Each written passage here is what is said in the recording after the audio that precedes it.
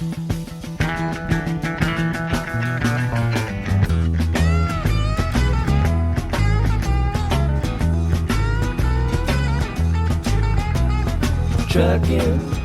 got my chips cashed in. Keep trucking, like the doodah man. Together, more or less in line. Just keep trucking on.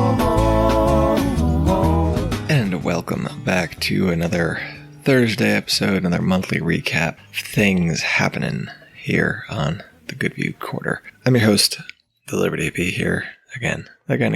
Yeah, so show notes will be at homesteadsandhomeschools.com/GVQ12. 12 is 12 because I've been doing this. This is the 12th one. So for a full year, I've been talking about what we've been doing by the month. I don't know if I want to go back and listen or not, but it's there. If you go to the show notes, might find some pictures if I can get them all uploaded. I always have trouble doing that. I don't know. It just takes time, and I don't feel like doing it, but I will for you because I care. So, yeah, homeschool is rolling along. We're trying to build some other things into it. My kids are big into trying to make some money, trying to start their own little businesses. And some of them are viable. Some of them are not. And it's been something to try to teach a little bit of business planning to them and to balance that between, just totally quashing dreams that, a free puppy daycare is not viable. I know puppies are cute. I know you want to have them around the house, but taking care of other people's puppies for free is not a viable option. So there's that. My son is, he's big into animals, always big into animals. So he's really trying to figure out something with that. And one of the things we're kind of looking at, or he's looking at, he really wants to get into the chicken side of things or the bird side of things. I think mostly because that's kind of what we have around here. They're easy enough to work with. He's seen chicks hatch before and watched the process. And so I think that's kind of a big thing for him. He has a silver spangled Hamburg, I think is what it's called, black and white chicken. Thought it was a rooster, named it Brian, turned out to be a hen. We also have a buttercup, which is, I don't know, I'll post a picture of that, but both smaller birds. They're both free birds from Murray McMurray. They both kind of have become, they're barnyard birds, but they're also sort of pets. They have names, they take care of them, and she lays white eggs. So we hatched a bunch of eggs out, and we hatched all of her eggs, basically. So we have two roosters. We have the buttercup, and we have a speckled Sussex. And we got three types of chicks. There's a black chick, there's a more of a silvery black chick, and then there's a silvery brown chick. I'm not sure how it's going to turn out where it goes, but I'm pretty sure the black chicks belong to the speckled Sussex, and the other two are actually a sex-link chick. So that should be interesting. So I'm pretty sure that's what that is. We'll see as they get older. But my son wants to maybe do something with that. And he's talking about developing his own little breed of chicken. Right? He's got his couple Wheaton Morans that he's picked up, a couple of others of his pets. And so he wants to do something with that. Get an incubator, build a brooder, build his chicken tractor, and sell chickens on Craigslist. We've gone through all of the, perusing Craigslist to see, what does a chicken sell for and how much does feed cost and all the numbers and stuff, and see if we can actually make it viable. So we will see if that becomes an option or not. I don't know. Could be fun. Could definitely be fun, but we'll see. What else? We gave away our ducks. We had two male ducks that were going to go in the stew pot. They never did, and gave them to a friend who has a pond who would take them. So they are off our plate, and we have half our barn is now open, and we're trying to figure out what to do with that. I think that may become the kidding, milking area for the goats. Put a little cement down, a little concrete in one part, and that's where the goats can go to have their kids. My son is also trying to co-opt that for his chicken run. Again, no telling what will happen. But speaking of goat kids, we should have some on the way. Our our bucks are kind of age. They're born in January. It's now August, and the one is definitely of age. Bucks stink, man. Good gracious. They just, he pees all over himself all the time. Makes all sorts of weird noises. And it's really, really kind of disturbing when you have to go out there to do some work. And he just wants to keep rubbing his head on you, and he's just peed all over his face. The other day I was walking by him to get out of the pasture, and he decided to pee on his face, and I got sprayed with a little bit of the overspray. So that was not exciting. Not exciting. The kids thought it was quite amusing. I did not. So what else? The turkeys are pretty much free of fowl pox, which is a good thing.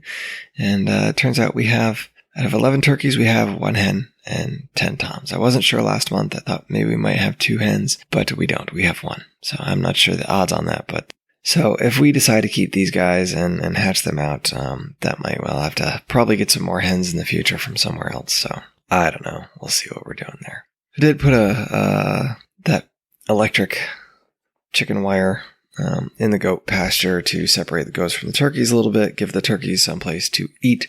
Because really that's the problem. The turkeys and goats are fine together, but the turkeys, they eat grain, and the goats like to eat grain. If the goats get in there, they eat it all, and then they get, sick, and that's no good. So trying to figure out a way to feed the turkeys without the goats getting involved has been iffy at best, because some of the goats will still push right by the electric.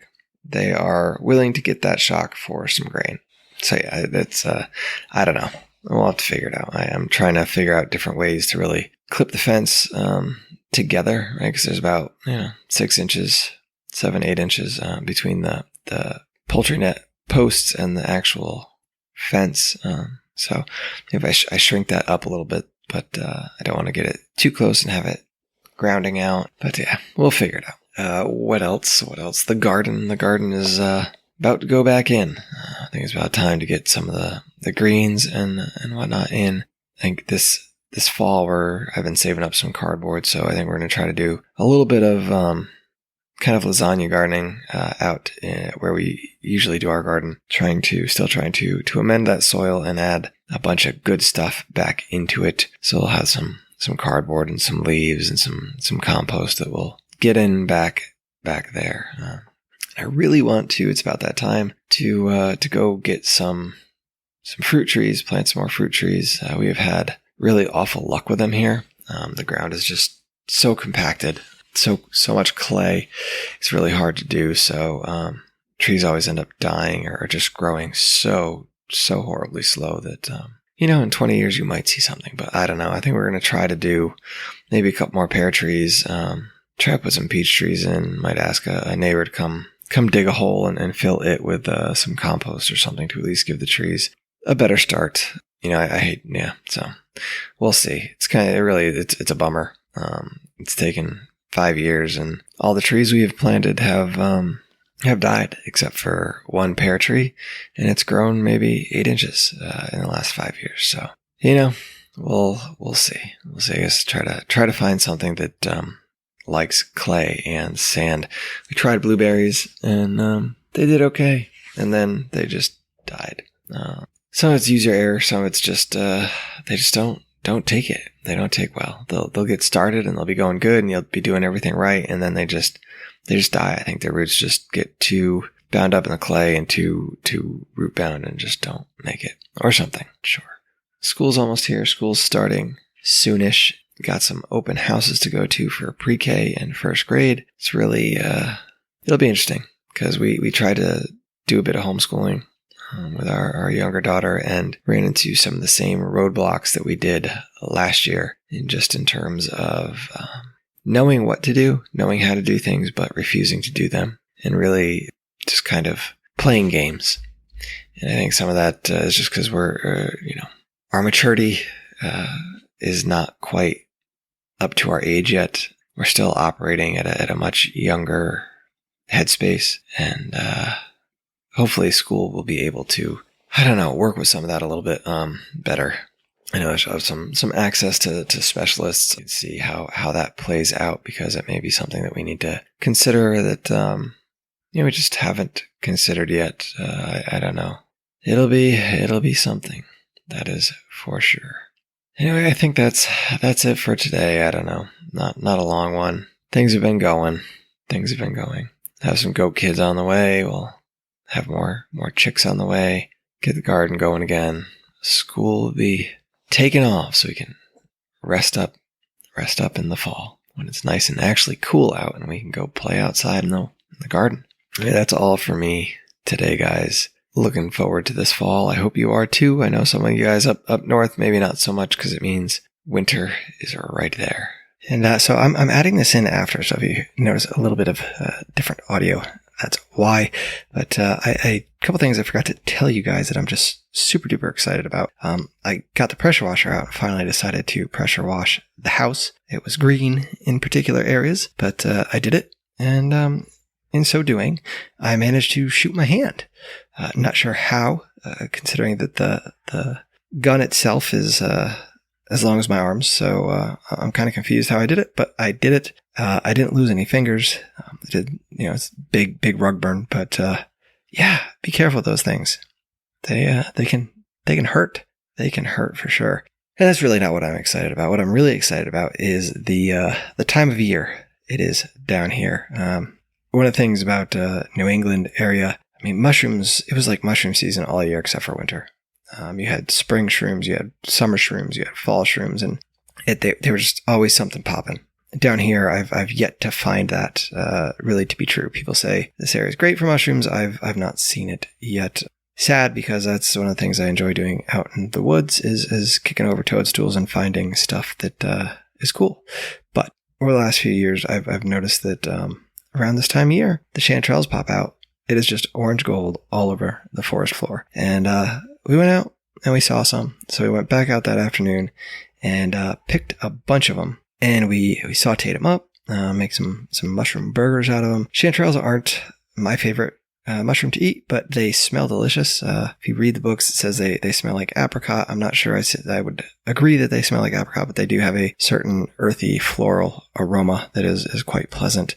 So we picked a bunch of those and made some dinner. And to top it off, the following day, my son went back out and picked some on his own. And I showed him a frost bolet the day before, and he went out and picked some of those too and brought those home. So he was actually kind of able to point out an amanita in the woods. Like, oh, that's what this is because it looks like this and it has this. And it was kind of cool. It's kind of cool to see all that happening. And I'll get into it now. Why not? Why not? I'm not done yet. I'm going to have another 5 minutes here. It's like moving down. We moved down to Georgia about 5 years ago. And it was multifaceted. Weather in New England sucks. Taxes in New England sucks. Social climate in New England sucks. It's beautiful up there. And my family's up there. And my wife's family's up there. And down here in Georgia, summer sucks, which is a trade-off, winter for summer. But summer's a little bit easier, I think, because you can still go outside in the evenings and the mornings. You don't have to deal with plowing your driveway and getting up an extra 2 hours early to get out and plan for your commute to work and all of that. So there's that. But again, not having family down here to help to have those relationships, for myself and also for my kids, that can be tough at times. That can be weighing at times. And it's something I always go through it where in the summer when it's just hot and it's just uncomfortable, I always kind of want to go back up north. And I don't think it's something that's going to come to fruition unless, New York decides to break up into 3 different pieces or whatever. But I just don't see it happening based on cost of living and social climate and everything else. It's too much. But I've lived down here long enough and lived in Vermont long enough to know that the seasons really kind of affect you. It affected me anyway. And it's tricky. It's tricky. And hopefully we can maybe build one of those small houses, one of those tiny houses, maybe in the back corner of our lot, and use it as a extra home for family to come down and visit, and might be something. We'll see how that all goes. So yeah, that's all. Remember, get out there, sow the seeds of liberty. We can all reap sheaves of freedom together. I'm gonna ride us this dream us his dream. I'm gonna write us his dream.